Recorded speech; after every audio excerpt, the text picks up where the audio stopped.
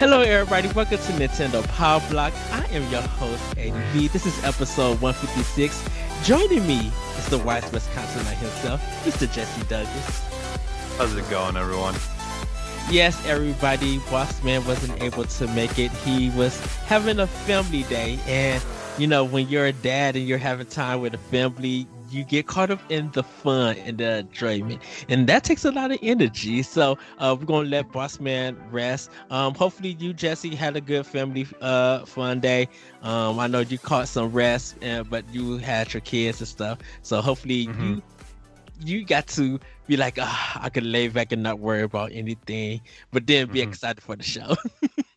Yeah, it's kind of the wife had something going on tonight, and so I, stayed home with the kids. So, and she doesn't really get a chance to go out as much. Like, I think I actually get a chance to go out and do stuff more than her. So, like, whenever she gets a chance, I'm just like, go for it, because it's take every chance you can get to get out of the house. Exactly. So everybody, that's why Corey wasn't able to make it. And hopefully he had some fun. I seen some of the pictures, and I got super excited. They were just so cute and everything. But we're gonna get into the show. We're gonna do the plugs at the end. We're gonna be talking about what we've been playing. We're gonna get into some news bits because there's some interesting things. We didn't cover a lot of Nintendo stuff, because there was just like craziness dropping. I'm like, what the world is going on? But we got a lot to talk about, and then we're gonna answer your guys' questions. And yes, this is episode 154. In case if I missed it, but I'm gonna start with you, Jesse. What you been playing? All right, so I actually got a chance to pick up a couple of cheaper games this week. It's because I had a little bit of cash, and Corey and you guys have been talking about Hook, or whatever. So I ended up picking that up, and I've been enjoying that a lot. So it's worth the $1.99, isn't it? Yeah, yeah. even though you can just go on the website and play it for free. Wait, what?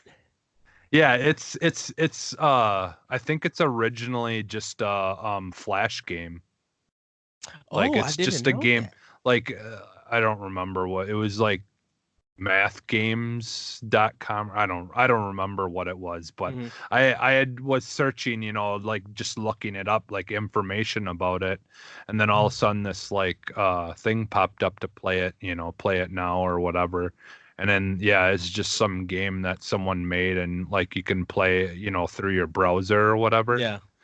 But like that's not really the best way to play it anyways. I mean, unless you got like a nice big PC screen, you can, or whatever. But like you can play it in the browser though on your phone is what I did, and then you can, use your touch screen on there as well. So the touch screen is activated for the browser version as well. So yeah, but I think it might have been a little bit different, but it was the same. It's the same game. It's just I think they may have had some of those levels in the beginning a little bit out of a different order. So okay, but it was essentially the same exact game.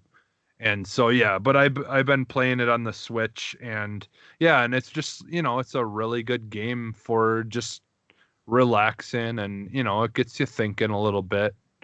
And I think I'm only in like maybe puzzle 40 or something like that. Yeah, that's about the same area. I'm like 45 for.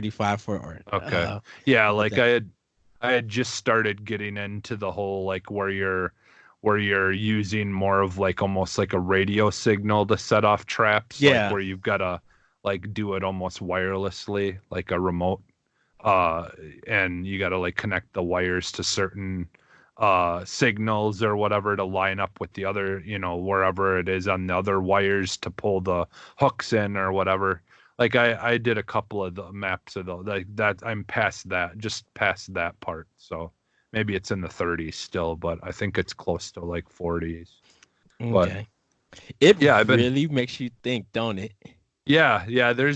There was a couple of them, like, for the most part, like up until the like where I'm at about, I would just breeze right through them. It was like, oh, Yeah. zip, zip, zip, zip, and it wasn't really that big of a deal. But you can tell that it's gonna be, as it goes on, it's gonna be harder and harder and and harder until I'm sure there'll be points where takes like a couple of minutes to really sit and look at it and figure things out. So yeah, it's definitely enjoyable, and for the price, like I said, it, even though you can play it for free on the web browser, like I just like playing it like full screen on the Switch. Don't have to worry about anything. Can use the touch screen if I want. Yes. It works perfectly for the Switch. Yeah. But Yeah, when Corey talked about it, and then I like I said, when I picked it up and I started playing it, like it was that Sunday I was off, and I was just unlocking puzzle after puzzle after puzzle, and you just don't realize like it feels good unlocking it. There's something about having that key just go down and then it vanish, and then just like, yes, I solved it.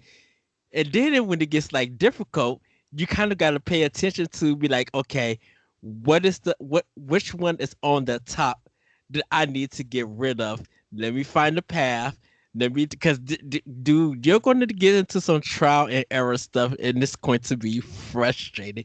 But it's just like you're involved in it, like you're addicted to it. Just like, I don't want to cut this off, but I gotta cut this off because I'm gonna be like, I want to solve this, and I haven't looked up no answers. No, me Like, neither. like if literally feels good just figuring it out on your own. And I don't know how many levels it is or anything, but it feels good figuring this stuff out on your own. I'm guessing there's probably like hundreds of them, because I mean, if you think about it, it really isn't it wouldn't be that difficult of a game to create as far as like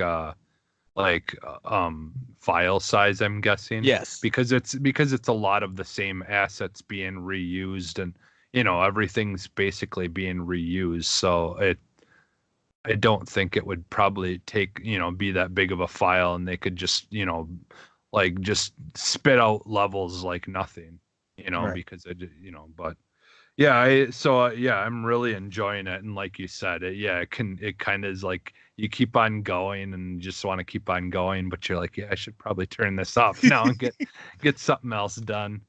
Yeah. But yeah, I'm definitely loving it a lot. And then the only other thing that I really played is I also bought a new game called Omega Strike. Now, I don't know if you're familiar with that game at all. No. No. I think I know we talked about it, but yeah. I didn't get a chance to look at it. Okay. So it's basically it's like a mix. It's like a mix between Metroid and Mega Man. Like it does the whole like like the Metroid style of like the maps, like where you've got a big map and then you go through it and it kind of shows you like the map, like where you've already been, where you haven't, stuff like that, like the the certain level, certain areas of the map, if there's like something of significance, like a save spot or whatever, those sections will be red.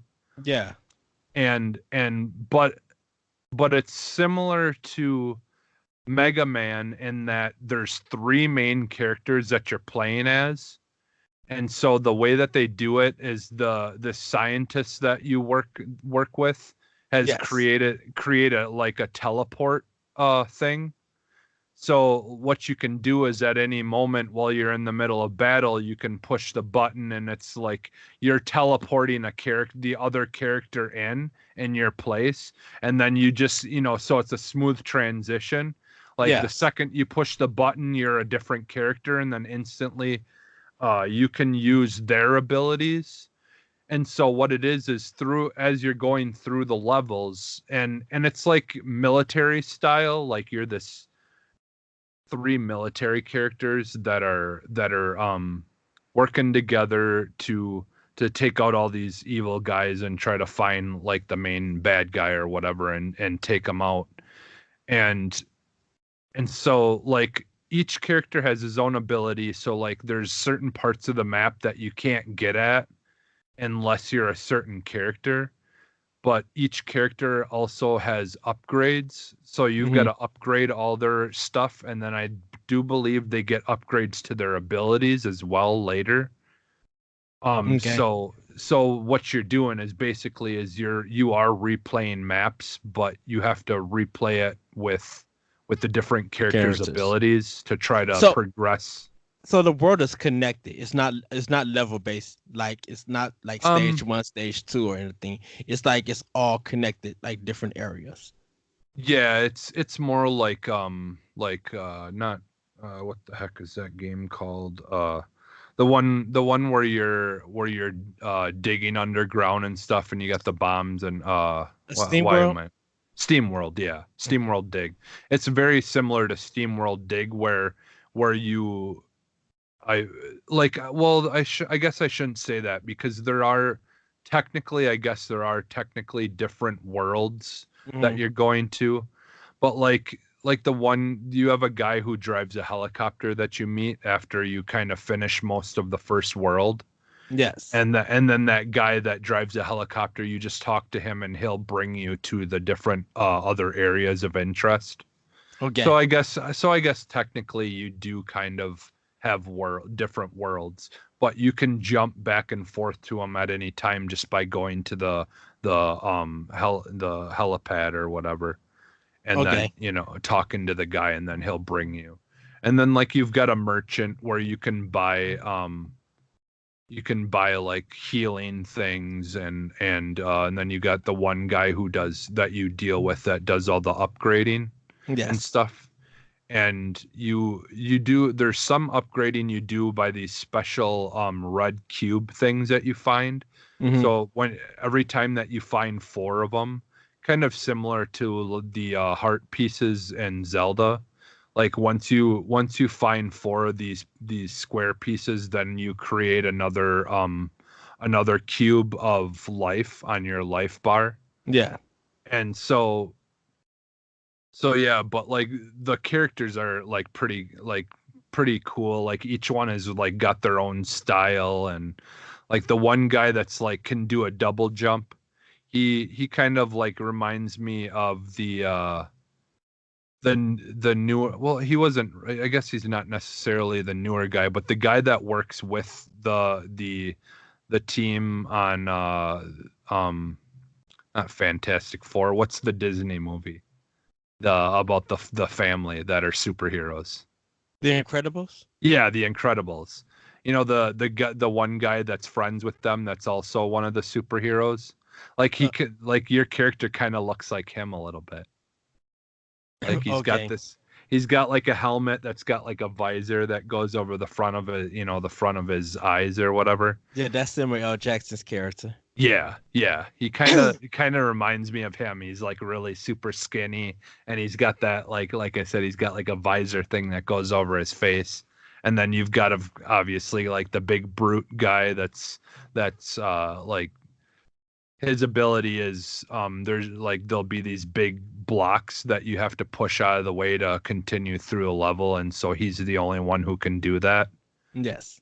And then your straight up military guy who can do a military roll. He can do he does a crouch and roll, and you do that to roll under, smaller, areas to go into the next area. But what's cool is it kind of like some the only thing I can think of off the top of my head is like the Wild Arms game.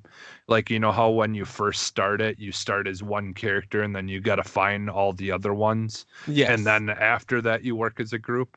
Yes. So that's kind of what happens. Like for a very brief period of time, you play as all 3 of them just to kind of get used to like their characters.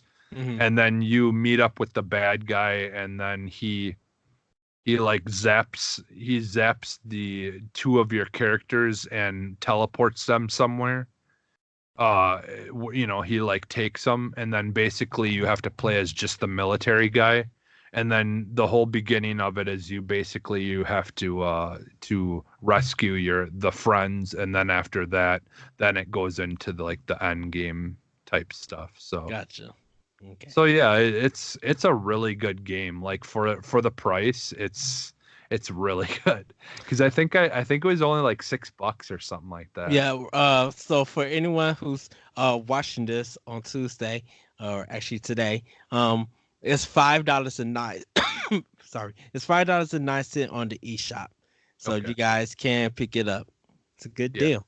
Yeah, it's like I said, it's like if you want to play like like and how I said it's kind of reminds me of Metroid or Mega Man, is just because like you have, so like when you're going against bosses, Hmm. each boss has a weakness, and so you want to use whichever character's ability that would work the best on that boss. Yes. So like that's how it kind of reminds me of Mega Man in some ways. And just like you have like the one guy that shoots, like a big blast, but they shoot kind of slower. Yeah. But they do, can do more damage, I think, after you upgrade them than Yes. maybe just a regular machine gun or whatever. And then like certain attacks can reach areas better than others and things like that when you're Hmm. trying to attack from a distance or whatever. So yeah, and there's a little bit of grinding. You can do a bunch of grinding if you want to get the currency to buy the upgrades for your guns and stuff like that. Because all the guns and the upgrades like that are just take the currency. And so it's kind of like just whenever you destroy like things in the environment, it will give you drop currency sometimes, or Okay. or characters or things like that. So Hmm. you can actually, there's areas, because when you leave a section of the map and then go back to it, everything reappears again. So you can just keep on doing that and destroy stuff to get currency. So like you can do stuff like that if you really want to, and just like upgrade stuff a whole bunch right away, off the bat. But yeah, I mean, it's like it seems like, and it's not really super hard. I would say it's like more on the easy side Yeah. than like Mega Man, because Mega Man can get pretty difficult. So like it's definitely a lot easier than that. But I think the main reason why is just because the enemies don't have like super difficult patterns to learn, so Mhm. it's definitely an easier game, and that's probably why it's a little bit cheaper, but still it's a lot of fun, and it's completely worth the $5. So Okay. All right. Well, I'm gonna get into what I've been playing. I spent a lot Thursday, dude, last week. So I did get Borderlands for PS4. I'll talk about that on AX. I mean, yeah, Borderlands. I got that. I picked up Hob, the definitive edition. I'm going to wait for Corey to come back to talk about that game. Ooh, sorry about that. Still playing Yoshi's Crafted World. By the time you guys see this or Arsenal X, the review will be up, so you guys can expect that. I kind of posted on. I don't know if I shared it on the fan page yet, but on my personal page on Facebook and on Twitter at the Retro, I put their back, and it's the little bird things on the moon that walk around. He was a boss in Yoshi's Island oh, okay. where you got stuck to the moon and you rotated through the moon rotated, and your job was wherever spot that he was at, you had to trick him to the spot that when you ground pound this little uh hill, it would pop on the other side and hit him. Oh, okay. But now he's like in the game as a regular as a regular enemy, and you can't eat them, but you can't jump on them. It is really cool, and I just looked at it and I'm just like, I miss these guys. So, yeah, I'm getting further into that, but I will have the review up about that time. I picked up another game called Goken. This is an action RPG. Um, Kind of in the brand of Zelda and Secret of Mana. It's a kind of cool game. It has a not a action style kind of feel. But you can do combos. I'm still at the beginning, so um I haven't picked up any other weapons yet. So, but I'm still kind of in the beginning of it. Um, Picked up She Remember Caterpillars, and just to give you guys heads up about this. I talk about my podcast World 1-1. Me and co-host Larry Giver, uh, like about a year and a half ago, we actually have an episode that we talked to with the artist. She Remember Caterpillars, and we had a really great time talking about it. And he been trying to get the game on console, and then we found out that it came to Switch. So this is the game that he did the art for, and it's kind of it's a puzzle game that's kind of color based. And in order for you to get through certain paths, you have to be a certain color, and you can switch on different colors by pressing L or R. Right now, I'm probably on the third level. I'm not too far. I just dabbed a little bit of it to make sure that I understand what I was doing was the right way. So it is a nice puzzle game. So if you guys are interested, you can check that out. Also picked up Arcade Archives Terraforce. This is a vertical shoot 'em up or shmup. Uh, I've never heard of this game. I've never played it. This is literally my first time playing this game.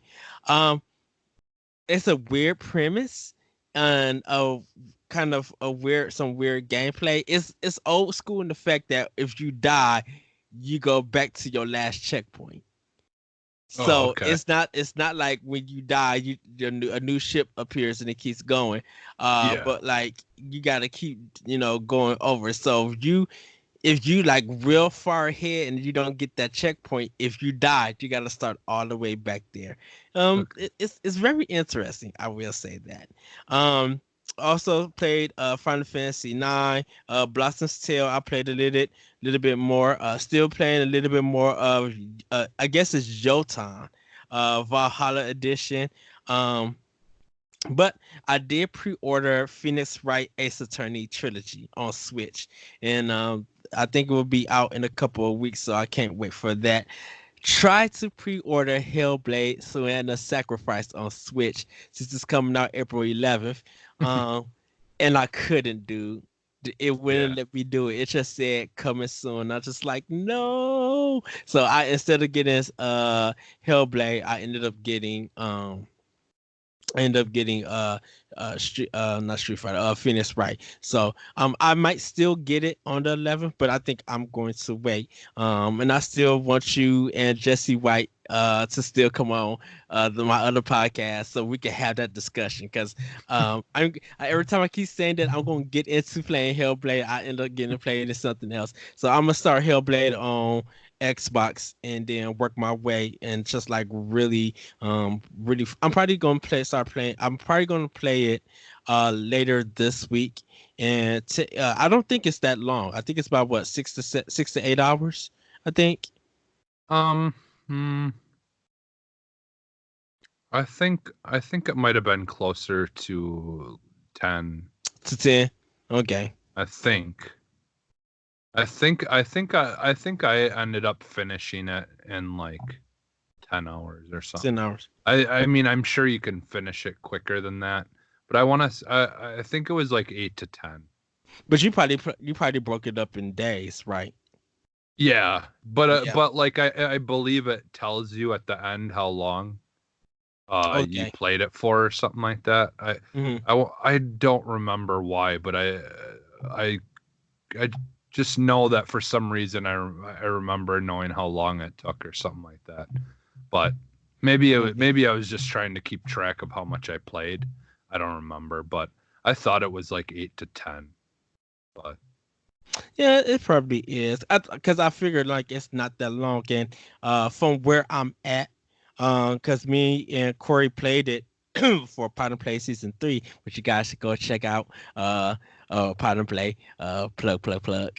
Um, when we played that game and we talked about it, and we may have mentioned that game coming to Switch. But with it coming now, I'm just gonna wait probably on my next paycheck to buy it.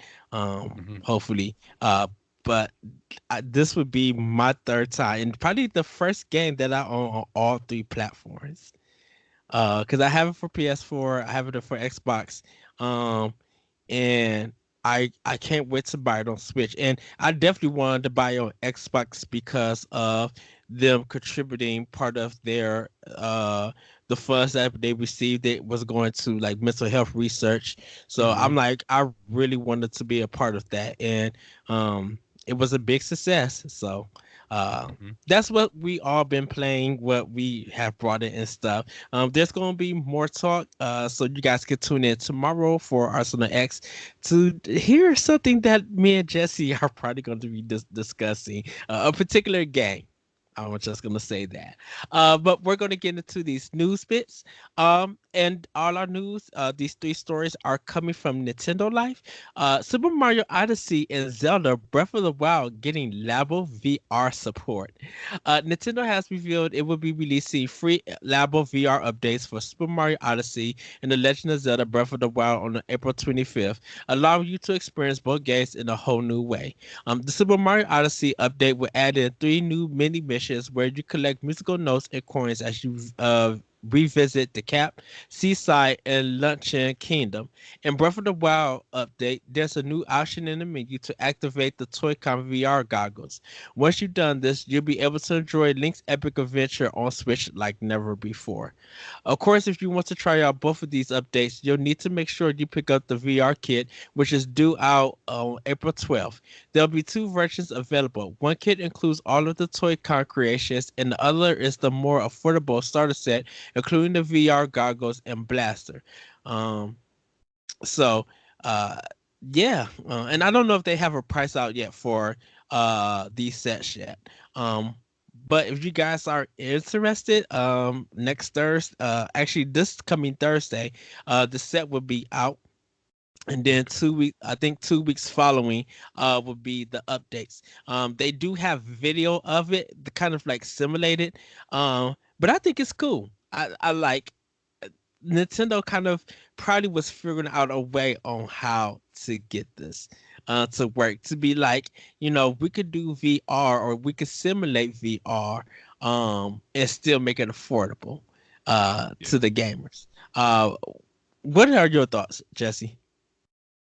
Yeah, I'm excited to see what they do with it. Like just, like more and more we're seeing the PSVR, playing, now Borderlands and stuff like Mm-hmm. that. So like it'll be fun to see them like do that, try to do that with their games. Like that would be cool if we get updates to play a bunch of their games in the VR uh goggle, setup. So like I'm just kind of excited to see what they do with it. So And I know they have like that steering wheel one for Mario Kart. So I yeah. I wonder I wonder how, if they could. Well, they can't do that in VR because you can't have 2 systems going on.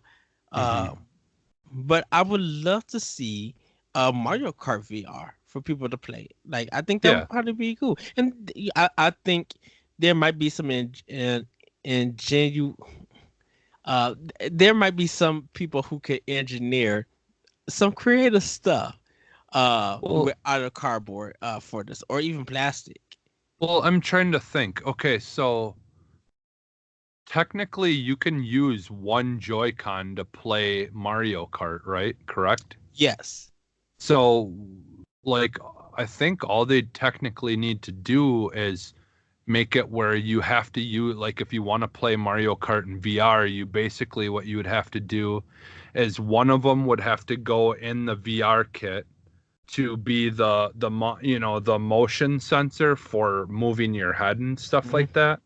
And then the other one you'd actually play with, or if you want to, you can put it in the steering wheel labo thing, and then you'd be able to just drive it while you're playing it in VR and do all your attacks and stuff from on the controller.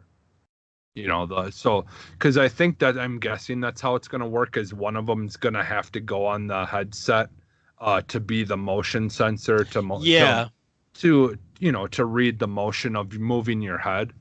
yeah, So that's all they technically need to do for the, I mean, mind you, they would have to make a because if I remember correctly, you don't have a first person mode for the camera on Mario Kart, do you?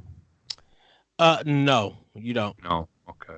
So yeah, I think that's essentially all they'd have to do, is they'd have to make another camera angle where you're looking first person. And they probably could do an update for that. They probably could. Yeah. Probably after this comes out, they'll probably be working on a free update to include that mode, so that not Yeah. only do you get the level VR, but you can go in first person. Because Yeah. they said playing in Japan, there have been people who have played Mario Kart in VR and said Yeah. it's an amazing time. So Yeah. if they could imitate that here in America or pretty much around the world, anyone who has a Switch, I think it would be not. I think that would be not only. I think would that garner more sales for Labo and Labo VR, but it would garner more sales for Mario Kart because, like for Switch, Mario Yeah. Kart 8 Deluxe has sold a ton and it Yeah. continues to sell. Yeah. And this Yeah. this is like push it over. That would be a fun experience. It would definitely be like driving in a roller coaster, though, I feel like, because you got, like the things that go looping, and Uh-huh. the flying parts where you're flying. That would all be pretty interesting to see in VR. Oh my Like goodness. I have a feeling some people probably might not be able to handle it, the motion stuff, but Yeah. I don't think it's too bad, I played some of the PSVR games where you're like flipping all up different directions, and that Yeah. kind of made me sick. But I think stuff would be subtle enough in Mario Kart that it wouldn't be as bad. But I guess that's the thing we'd have to see, and hopefully we will see. And before we get into the next story, Star Fox Zero appeared in my mind, and Oh like yeah. I think they literally can't fix the controls, and probably do an update for Switch. I Well, just say, or even Starlink. yeah, Uh, Starlink. Starlink might be a better one. But I can Though see those two games coming and using though Labo VR. though that game hasn't been selling very well, so Yeah, I read the story about yeah, that. it's kind of a bummer. But Well, it sold well enough on Switch, but it didn't sell well on the other platforms. So yeah, they're yeah, just not bringing any more toys out for it. So, yeah. So, but but but yeah, I mean that would be a little update. Like, I don't know. I guess it might be pretty big, but still, who knows? We'll see. I guess. yeah, we'll see in the future. So we're gonna move on to the next story. Prince Harry thinks Fortnite should be banned. Prince Harry, Duke success, and member of the British royal family, thinks that gaming phenomenon Fortnite shouldn't be allowed. The Daily Express reports that during a visit to a YMCA in West London, Prince Harry urged parents to protect their children from irresponsible games, using Fortnite as an example. He described the game as an addiction, stating that parents don't know what to do about it and its effects on their children. The game shouldn't. Then this is Prince Harry quoting. The game shouldn't be allowed. Where's the benefit of having it in your household? It's created to addict. Addiction to keep you in front of a computer for as long as possible. It's so irresponsible. Parents have got their heads up. They don't know what to do about it. It's like waiting for the damage to be done. In January of last year, it was reported that the World Health Organization would list game addiction as a mental health condition for the first time. It was a controversial decision amongst fans of the hobby and one that went against the findings of a University of Oxford study looking into the matter. The ESA, Entertainment Software Association, actually went on to criticize the decision. Despite this, the well-being of people who game for long periods of time, especially those who are young, remains a topic of debate. Uh, this is an odd story. Yeah. And it's odd in the fact that Prince Harry in UK is worried about Fortnite. I'm like, you have never talked about video games. And and and your whole well-being of life. You've never talked about a video game. And now you want to say something about Fortnite being an addiction? And it's just like, um, did you see the stuff that you did before you got married? Well, the thing is like there's there's I don't know. It's just not the same. Like the thing is anything can be addictive, right? Like Yeah. I mean, it, if you've got an addictive personality, unfortunately, that's something that either you've got to learn as an adult and change those habits, or certain things, if they're really bad for you, you just gotta just accept that you can't do those things, like Mm-hmm. drinking and stuff like that. Or if you're a parent, like you've got to set rules for your kids to that they just can't sit and play it for 10 hours a day or whatever. Like Right. And this comes back to the thing where like where people bring up, like where like we shouldn't, there's just certain things that we shouldn't have to be making laws for, or like having the government deal with things, and like because that's just something that you should be either doing as a parent, or you should yes. be doing as an adult for yourself. And it's like yeah, it just any time something like this comes up, and people bring up addiction, um it's just I just don't listen. I And it's don't weird. listen because it just doesn't, it's just not something that is important, I guess, And for and it, and for the story, it's weird that he just goes out and say it. Well, where's the proof? Like, has it dropped in? Has like sports and outside activities dropped?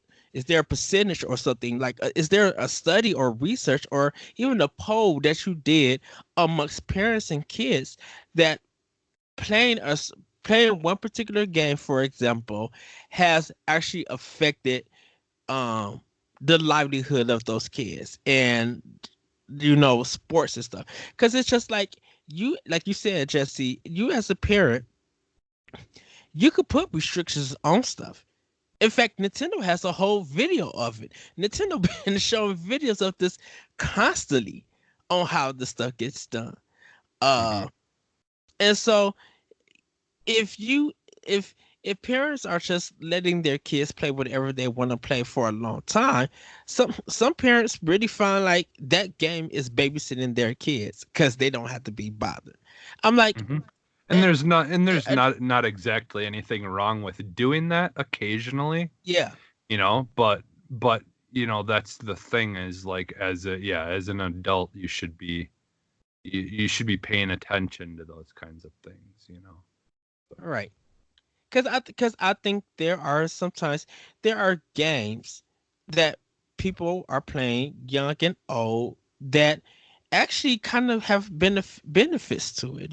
We talked about some people playing driving games, helping them drive actually better on the road, or some people who can't really who have social anxiety playing Wii Sports and really Yeah. having a great time bowling, even with like I think Prince Harry, and I don't know him personally or anything like that. I think he sat on the sideline and seen something and just decided to speak out on it instead of doing any personal research, any personal. Because my thing is, if you're going to say this, I want to see Prince Harry do a follow up.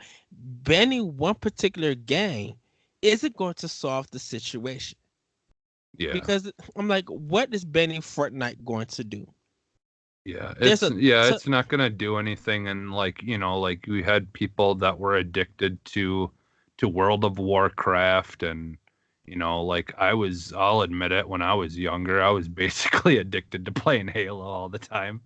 Right. Like Call of Duty, there's been times where like I've made poor choices and decided not to do stuff around the house and instead just played it for hours, but like like I get it. I get that actually happens, and like being addicted to something like that can be a thing, but to you've got to either leave that to the parents or to people's self to deal with those kinds of issues, and stop it before it becomes a problem.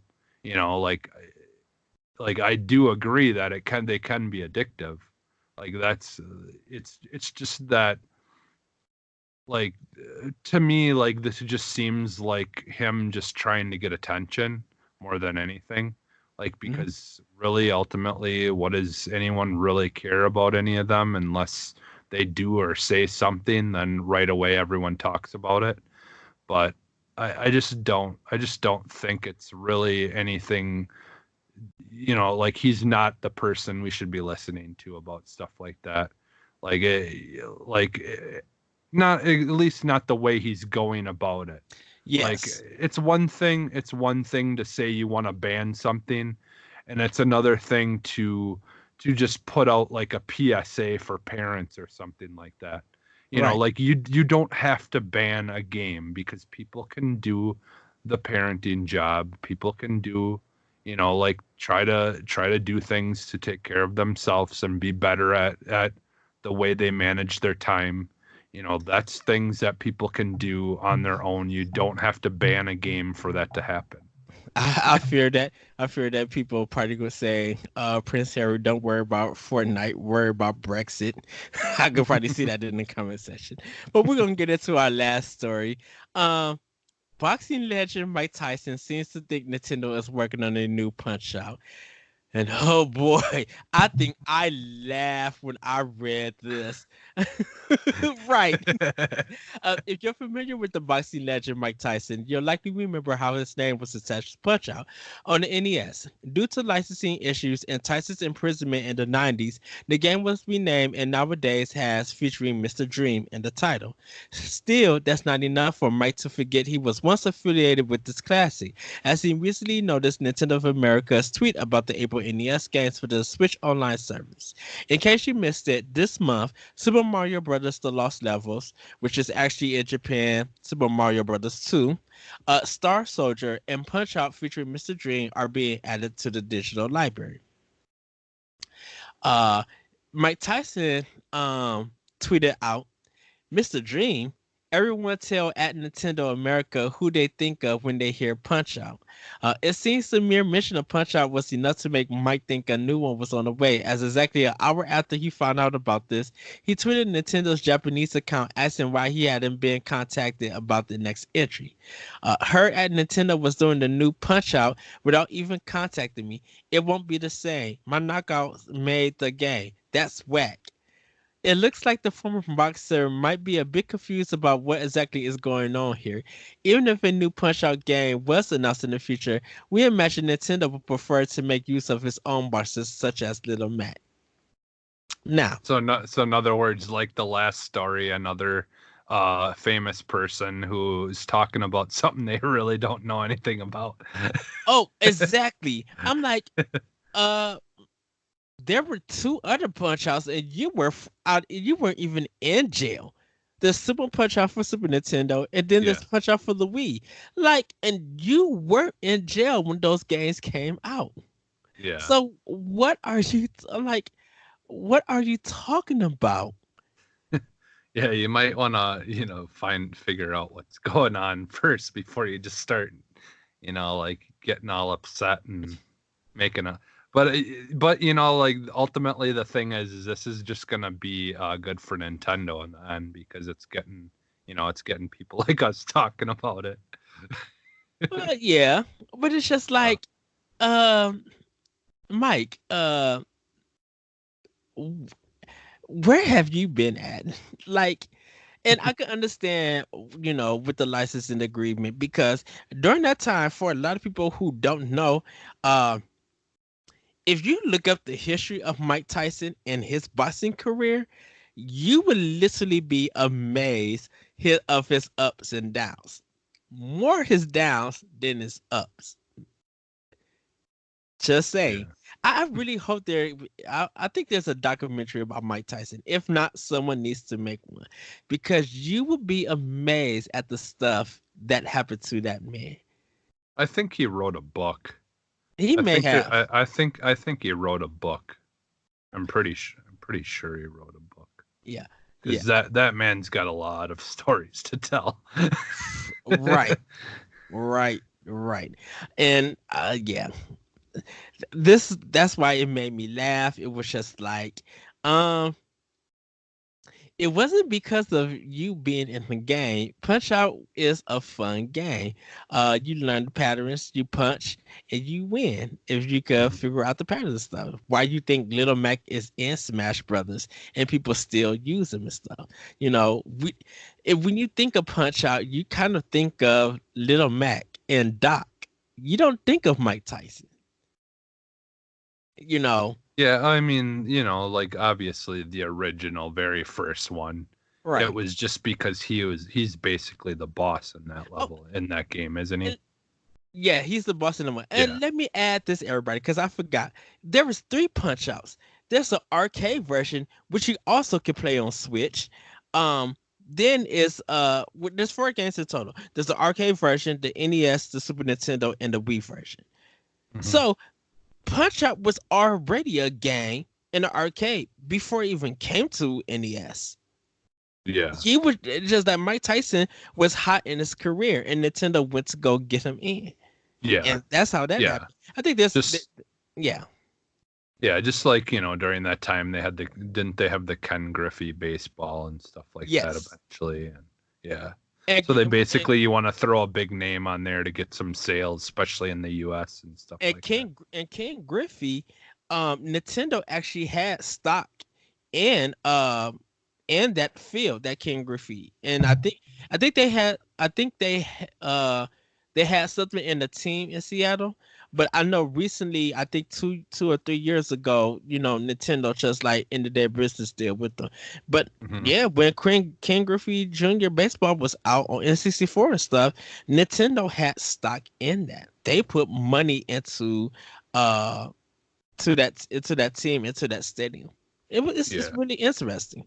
Shoot, heck, Nintendo even did NCAA basketball. And that's telling you something. Yeah. So, oh, the '90s.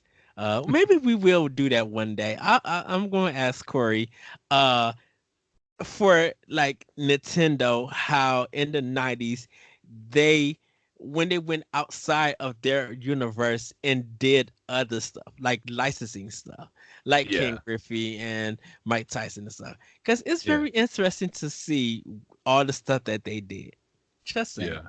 So but everybody, that is our news bits. We're going to get into the question box, and then I got a special question that I'm going to ask you, everybody, and then we're going to get into the plugs, and then we'll let you guys have a great week. So question block. Our first one comes from Megan Green. With the Link's Awakening remake on the horizon, do you think we could see other remakes from other franchises from the 80s and 90s game consoles? What game would you want to see remade from that time? Uh, so uh I'm gonna do this. We're gonna pick Okay. one game from the 80s. We're gonna pick one game from the 90s. Okay. Okay, so for the 80s, for me, it's Kid Nick Eye. This is a Okay. game from Data East. And you have a rat tail on it, but you would swing your sword, and it would make a like kind of blade kind of sound, and every time you hit an enemy or you when you got to a boss and you hit it, your sword will fall out and you had to go and grab it. It's a game that you might want to look at. I played it in the arcade, but beat it on the NES. It got my tail kicked. So Jesse, what is your 80s game? Unfortunately, it will never happen, but I would love to just see like the Turtles in Time or well, not Turtles in Time, the second Turtles game where it was a little bit different. It was Oh, the more of arcade like game. no, not the arcade game, the one where Yeah, you the was arcade game was the second game. was the second one? Oh, Yeah, okay. Then the first one, the one where you like it was an was going actual into world. sewers and Yeah. stuff. Okay, Yeah. yeah. Because like that game was so good, but at the same time there was things about it that weren't that could easily be fixed and make it like a really really good game. Yes, that I agree. Like I did because unfortunately like when people talk about the Turtles it's usually the arcade game or the more beat 'em up ones that are like aren't quite like it's just the side scrolling beat 'em ups, whereas like that first one was just so much more intricate and like had you like it was almost like a Mario, like Super Mario World, like where when you're up above ground it was like the moving from level to level almost Yes. in Mario, but then you would go to each section and then yeah, underground would be the whole side scrolling part. Like I would like to see that redone and just kind of make it what it was, but to the best of its ability. And dude, the covers gotta be rock versions. Like, have you heard some of the rock covers? Yeah, The yeah, first, dude, yeah. they're The so good. They really are good. Uh, yeah. so, I'm gonna let you go with the '90s first, and then I'm gonna go do my. I've gotta think about it yet a little bit, I Did you want me think. to go again? Yeah, yeah, Okay. you can go ahead. I gotta So I gotta try to think about it. I've been throwing this game name around on Twitter, on Facebook, so many times. But yes, everybody, I want Keith Courage in the Alpha Zone to be remade, and I want it on Switch. And I literally think, uh, uh, the people who did the Messenger, could Oh, do. okay. Uh, What are their name? I can't think of it right I can't now. think of their names neither. But cause Yacht Club, I wouldn't want them to touch this game. It's not for them. Actually, you know what? The Messenger, the people who made the Messenger or Way For It could do this game. Um, Keith Courage and Alpha Zone was a pack in for the TurboGrafx 16 back in the 90s. And you kind of like are this little anime looking boy, and you kind of got this sword and you stab him. But when you get into this other world, you kind of transform into this robot and you attack with this laser kind of sword. And the more that you play, the more that you level up your sword, the longer it gets. Um, and yeah, man, it never got a sequel, but I would love this game literally be remade. And it's a level based game, so it goes from human to robot. And it's like you can watch it on YouTube and you might laugh at it, but I remember literally playing this game and enjoying the heck out of it. And I really wanted to come back. And I think they could do a remake or a reboot or a reimagine, whatever they want to do with this. I really just want that game to come back. Like I really do, dude. So Okay, I think I would like to see a very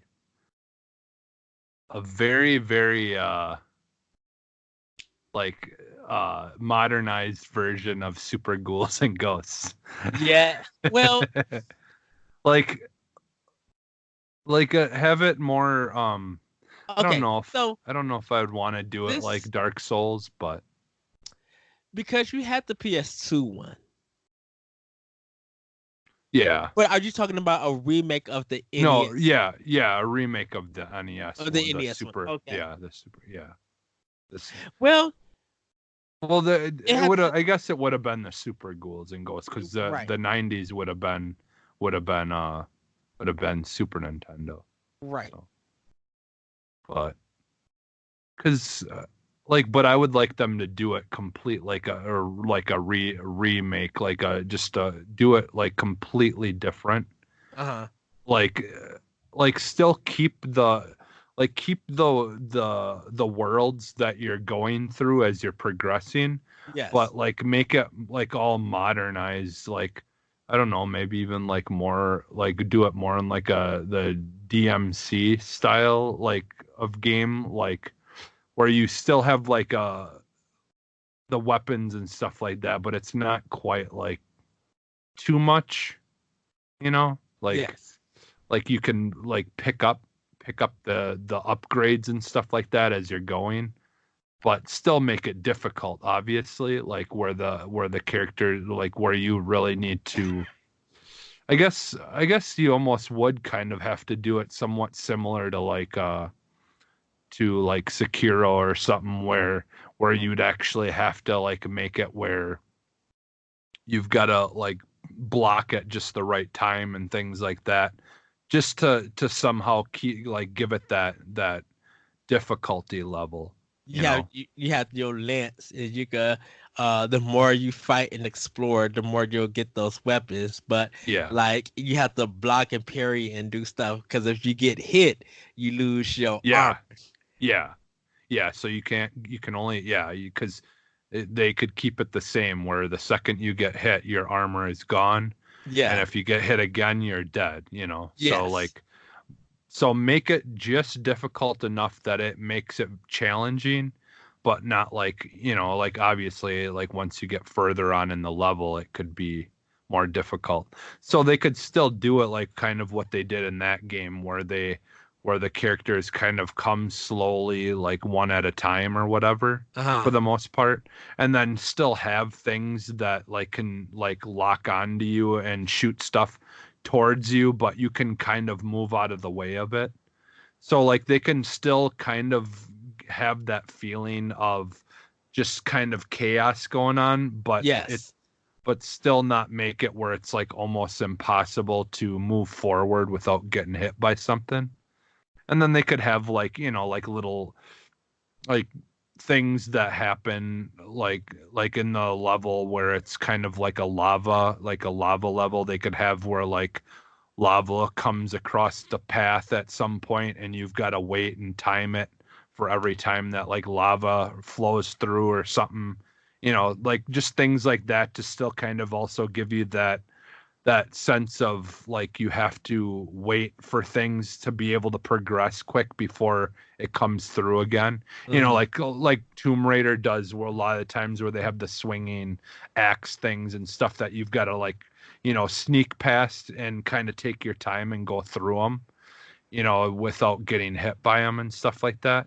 So like, you know, they could kind of almost do it similar to like a Tomb Raider game as well, but more of a melee style game. Okay. And yeah, I think we will see other remakes from other franchises from the 80s and 90s. As you can see, we don't have a remake, but Streets of Rage 4. We have Toe Jam and Earl. And then some of the Sega games are getting a remake. And I cannot think of it. Two of them that's been remade for it, but I think we'll see more coming out from it because I think we're at a point of technology that if they remake it and it really looks good and plays good, people are interested in playing it and kind of learning some of the history about that game. But we're gonna move Mhm. on to the next question. Tim Winterbody, howdy everybody. I just found your show when looking for Nintendo podcast, and I think it's great. I recently just purchased a Switch with Breath of the Wild, and though I'm late to the party, I think it's fantastic. But as I plan on going all digital moving forward, how did you guys decide what size memory card to purchase? What are some must-haves on the system in terms of indies or smaller titles? Um, For me and Corey, personally, we know that we were gonna be buying a lot of indie games. Stuff kept dropping, and titles kept getting announced, and we were just like, okay, we're gonna be buying physical, and we're going to be buying digital. And since there's a lot of great sales that happen on digitally almost every Thursday, we decided to get like almost. We started out with a 32, and we knew that we needed more, so we jumped to like a 200 plus gigabytes. So depending on what you like and depending on what you're planning to get, if you're doing a lot of the big games, I would say um you're gonna need a real big micro SD card. And if you get one on Amazon or in Best Buy or whatever for a good sale, that's fine. Um it depends if you're doing more indies then you doing more of the bigger titles, because with the bigger titles we recommend not we but I recommend you just to go ahead and get the physicals. Check limited run, check Best Buy, check Target, Amazon. Like of those games that are indie has the physical version, you may be paying a little bit more, but it's gonna be worth it, and you'll really have um a better library physically, because a lot of people who own switches are planning to, some people even double dip of getting the physical version over the digital one. But if you're doing a lot of indie games, you can start out with a 64 gig or a 200 gig, depending on what you're going to be getting. Yeah, Go ahead, Jesse. I've got the 128 gig. Yeah. I didn't quite get the 200. And I still got a bunch of space, and Mhm. I'm mostly, I would say mostly digital. Like I've bought a lot of my the bigger games Uh-huh. like Mario Rabbids, Mario Tennis, um there's a couple of big games like that I've bought digitally, and like I do like buy a lot of indie games because like I'd said, yeah, there's a lot of really good indie games like all the time. Like the just like I said the other day, I bought a couple of them, and Mhm. so and they always have really good sales on stuff too. Like it's not even just indie games, it's just they have really good sales a lot of the time as well. Um, so yeah, I mean, like the 128 was fine for me. You should be able to get a lot of that stuff for pretty cheap. Um, you just gotta be careful though, like using like eBay or something. Yes. But you can buy stuff. I would like Amazon. You can usually find memory cards on there for really cheap, and Mhm. a lot of the times there'll be places that are certified that will say like Amazon certified. So that usually means that they're kind of a little bit closer with that seller or whatever. So if Yeah. anything bad was to happen, it wouldn't be that big of a deal to take care of. And Um, I do want to mention ScanDisk. They are a brand that sells a lot of memory cards. I will go with them if you're going to do any kind of micro SD card. I had a Simpson one, and it it didn't do me no good. It lost all my data. It wouldn't recognize games and stuff. But so you might pay some money for them. But ScanDisk is a brand that I trust completely. mhm. I don't know if you have the same one, uh, Jesse. Yeah, and ScanDisk you can get for pretty cheap on Amazon. So Yes. like they usually have deals going on stuff like that all the time. Yeah. Because as we get closer and closer to like the terabytes and that, and on those discs, those 100 gig ones, and under 200 are usually like fairly cheap. Obviously you're gonna pay a little bit more if you go and get it at the store, just because the store is taking a cut as well a lot of the Right. times. Whereas like Amazon and stuff, a lot of times they can sell that stuff for closer to like what it costs for them to get it from the companies and stuff like that. So Yes. so yeah.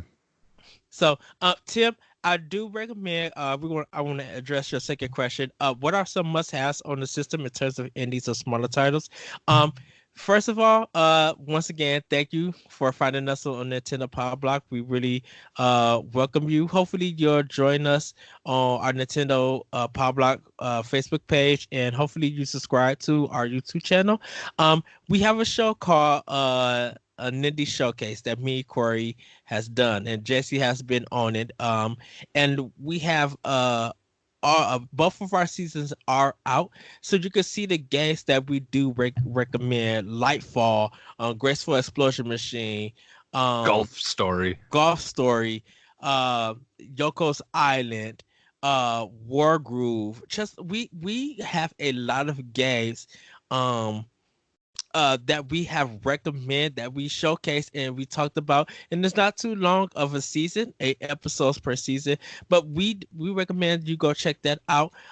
Really check out what other people are also playing, whatever is also in your price range and stuff. You can check reviews, like The Messenger is a great one. Of course, if you haven't played Shovel Knight, I recommend Shovel Knight. Jesse, you have some ones. I mentioned Lightfall, and you mentioned Golf Story, which is a kind of pretty much a must-have. Like, it's really, really good. Yeah, it's so much fun, and there's a lot of content, because it really can that game can really take as long as you want to, because you're like, it's so like the idea of it is it's basically an RPG, but your battle mechanic is golfing.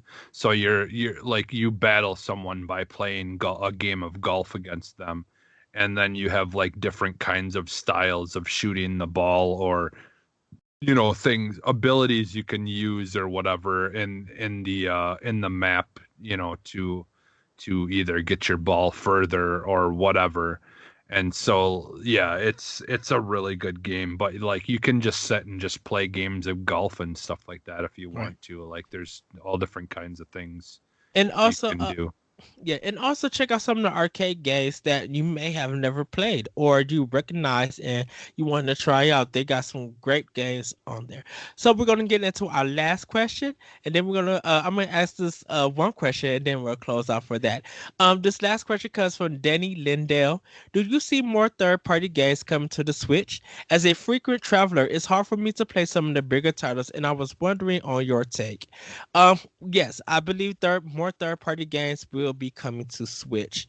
Definitely like games from Bethesda, and different other indies, and even like Square Enix. The thing about it is, with this question is, you kind of got to separate Western third party and Eastern third party.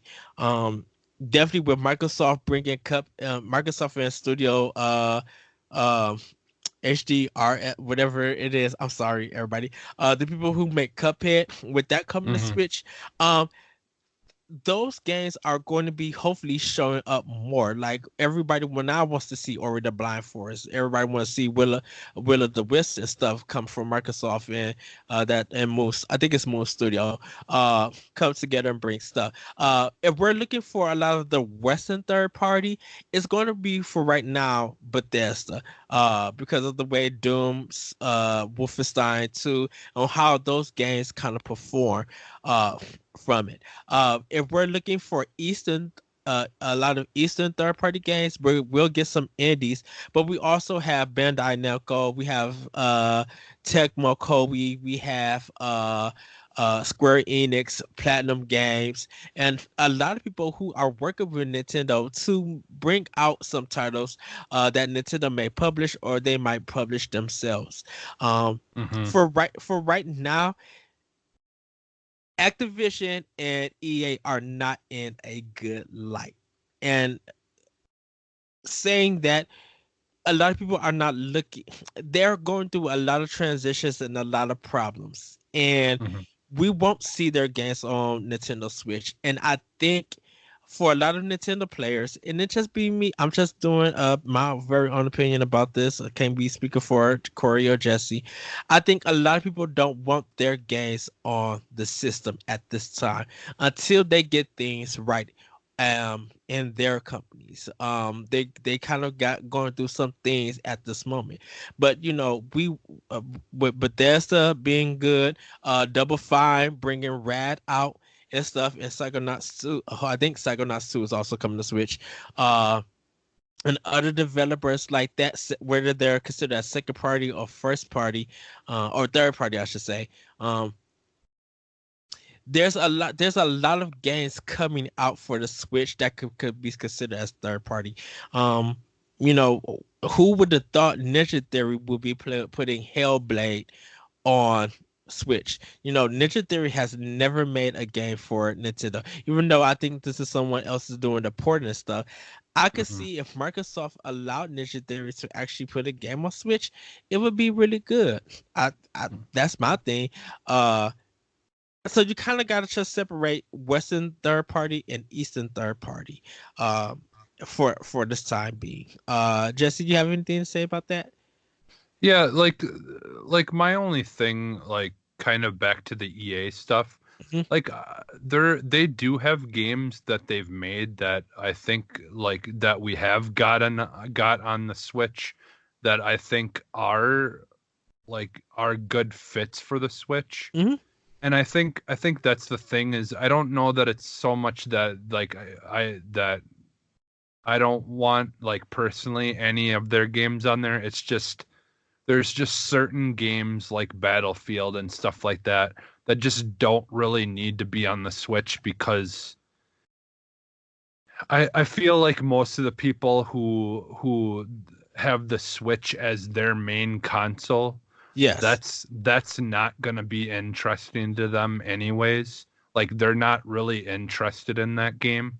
The only people that would be playing that are people that have it as their second game, their second console, and those people are gonna most likely play their Battlefields, their Titanfalls, things like that on the on the bigger systems. Now I could see us getting Apex Legends eventually on Switch yes, because I think that would be a little bit more of a fit just because of the animation style and stuff like that. Um I could also see as no, I was trying to think of like some other games that I could see being possible coming over. I would say for EA, and everybody's been saying this, because of Apex Legend, everybody wants Titanfall 2. Like Yeah. people like Titanfall 2, I think personally needs to be on Switch because it didn't get the visibility on Xbox and on Yeah. PlayStation 4. It really got overshadowed, and it got overshadowed of the battle between Battlefield 4 and Call of Duty World of War. Um, Yeah. Yeah, it was the those better one of both. right, It was the and better of the three. right, and Titanfall 2 didn't sell well. I think if that game, whether it gets ported to Switch or not, but if that game got ported to Switch, it would be an instant hit, and I think it would show Respawn, hey, we care. I'm like, we are making up the sales for a game that you still been trying to sell, and you even made it cheap and it's still not going nowhere, but it's now doing wonders on the console that one of your former employees thought wasn't possible to do. Yeah. And we've seen how Wolfenstein 2 and Doom has been running, and hopefully Doom 2 and Wolfenstein Youngblood. We've seen how when the port of a game to Nintendo Switch is really taken care of, people are going to be like, okay, I need to go buy this game. And once again, when we say graphics doesn't matter, it's like if the game could run at a steady, frame rate, there's not too much stuttering or anything. A lot of people know that, hey, it might not look good on my TV, it might not look good on my handheld, but if it feels fast and quick and obviously bringing me an enjoyable experience, that's all that matters to me. Yeah. Yeah, I think you kind of touched on this too. Like I do think not only are we going to be getting games from, third party games still, but I still think we're going to see more, like we just got that